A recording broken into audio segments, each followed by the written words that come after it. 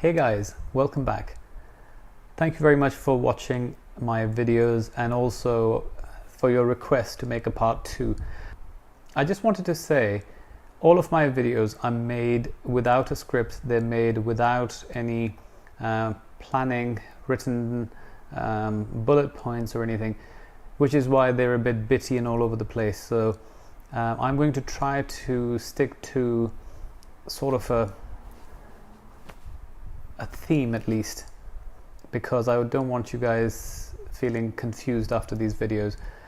Anyway, this is part 2 of how to be successful. I think the last one was just me doing a brain dump and telling you what I think. Part 2, I think I'll try to keep it more succinct and more in an order so it makes sense. Now, the most important thing about being successful in life is to make sure you understand what success means to you. Success means different things to different people. To one person it may mean fame, the other person it may mean money, another person it may mean changing the world for the better, creating a medicine or a cure for some disease, or I don't know, doing good for the world. For others it may just mean having more time with your family and loved ones. And for others it could just be a combination of these things. So first of all, if you're going to be successful in life, make sure you make a list of various things that I'm going to talk through, and then really put the pros and cons and weigh them out to fully understand with truth and honesty to yourself, what is the purpose, what do you think is your end goal, and what's success for you. So the second thing is, on that list that you create, is to figure out what it is that you're really good at. Because if you're good at something, it doesn't matter what it is. It might be cleaning windows, it might be creating silicone chips, it may be anything. If you're good at something and you work hard at it, you'll become exceptional. If you're bad at something, you work hard at it, you'll just become mediocre.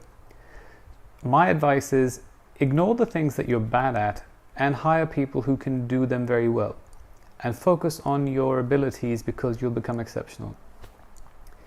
That old saying and advice that, oh, if you're not good at something, try harder, work over and over again, waste of time.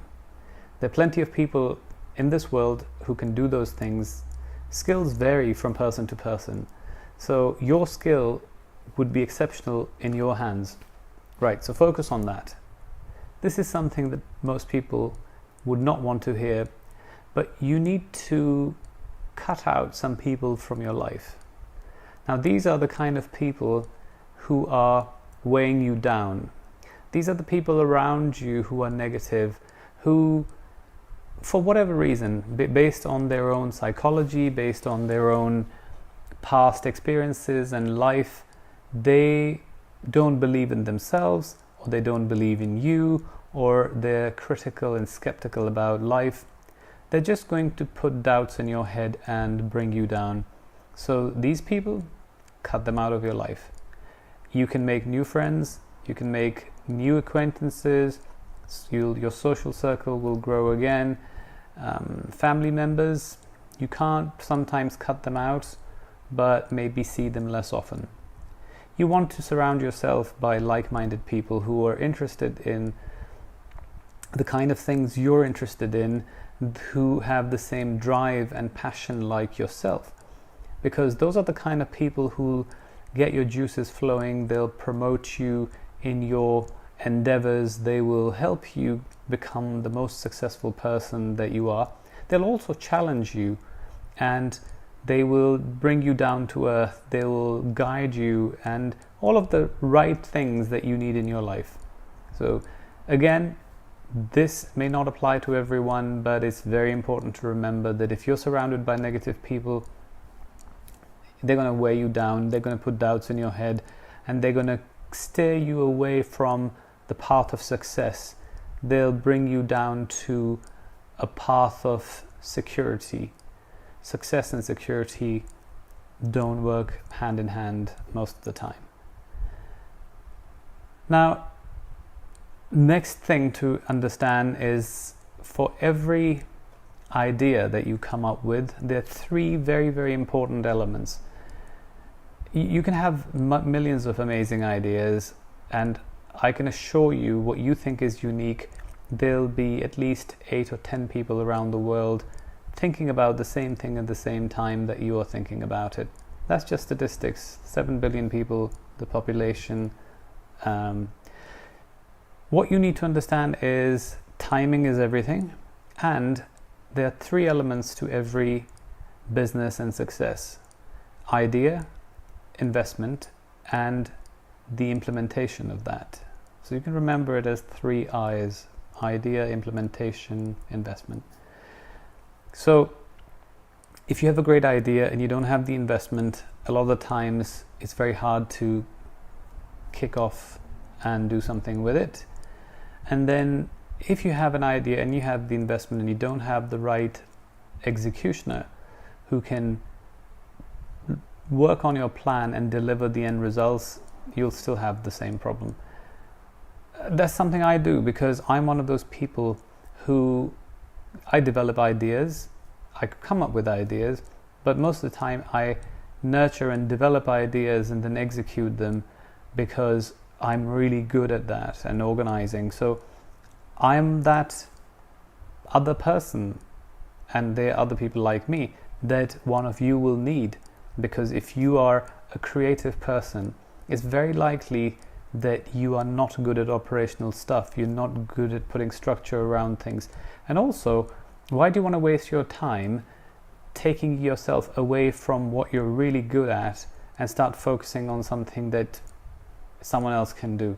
So hire someone else who can do your execution, and then you can focus on creating.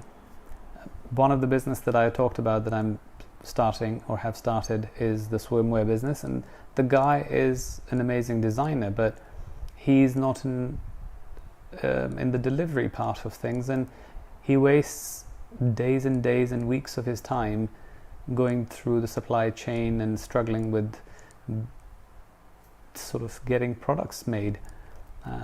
So that's very, very important. Those 3 elements, remember that and find the right people to help you with it. Let's move into the next section, which is actions. So first of all, do the best you can, but do it cleverly. Don't be a dumbass and start doing things on a whim. So you're the only person who can be 100% honest to yourself and tell you how much of your idea or what you're doing is bullshit and how much of it is real. So question your own actions and then move forward with sincerity and open eyes.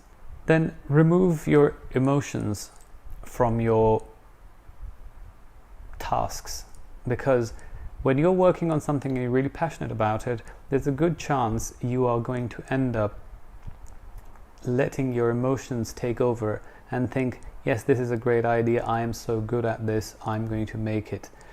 You have to always sit back and question, who is going to buy my stuff? What am I doing this for? What's the end game? Do I have an exit plan? Once you've created something, can you sell it? What happens if you die? Can your family take over? Can you, I don't know, sell it and retire somewhere when you're old and you don't want to carry on doing the same thing? So all of those things you need to think about and have an exit plan. Businesses are not businesses if they don't have an exit plan and they can't be sold. They're just hobbies that make you money. So remember that. Then stop looking at money. I'm saying don't waste money, but also stop worrying about, okay, how much money will this thing make? If you're really passionate about something and if you're good at it, money will come. Money is a byproduct of success. So once you've defined that your success is money, then money will come. If your success was more time with your family, then you have to sacrifice certain things, and it may be that you're sacrificing some of your money for that. And while you're building a business or while you're building your success, be frugal. Don't waste your money. Live below your means. Most people get carried away. When you're working hard, it's very easy to think, oh, I need to give myself a present because I've worked so hard, I deserve it. No, you don't really deserve anything, because there are millions and billions of people on this planet who work really, really hard just to have food on the table and clean water. So you don't really deserve it. It's just that, yes, if you can afford it, if it's something you can have on the side, yeah, sure, go for it. But don't go crazy with it. You will need that money to work on your success. It could be business, it could be time with your family, it could be retiring early, it could be anything. But so don't go crazy with money. Now, when you're going through the actions, it's very important to research and find out where you sit in the marketplace. You might have an amazing idea and it may be groundbreaking, it may be the world's best thing, but if no one's interested in it, there's no point creating it or spending time building it. Maybe people will want it in 50 years time, but you won't be around. So by all means, if you have the option, copyright it, patent it, whatever, but you have to research and find out whether your idea is worth it. And then you execute it and see whether it's worked. Then you measure your success. You set yourself some baselines and say, this is what I will achieve. So let's say you think that, okay, if I sell 1,000 units or 100,000 units of this product, I will consider myself successful. And this is the period that I want to do it in.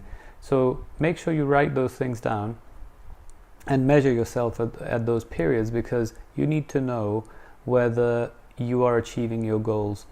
And once you've done that, then you do some more research, see what's in the marketplace, who else is doing this, what are your competitors doing, all that. Then change your strategy and then execute again. And it's like a cycle. You keep going through this over and over again. But also innovate, branch out, diversify. If you put all your eggs in one basket, you'll be stressed. So, for example, if you have a clothing business and you're just making one type of item, that's risky. So diversify. Make sure you understand how the world works. There are different types of people with different tastes, and a lot of the people in this world think that you make money by selling expensive things to rich people. They're so deluded. 97% of the world's population is not rich, only 3%. Let's say you have a product and you want to sell it to the 97%, which is the masses, and you sell it for £1. And you think, gosh, I want to sell it for £10 to the rich people. So there are only 3 in that percentage ratio. So you'll make £30, but if you sell it to the masses, you'll make £97. Therefore, all these companies like Aldi and Lidl and many others, Tesco and supermarket chains, they have very small profit margins and they sell it to the masses, and that's why they make money.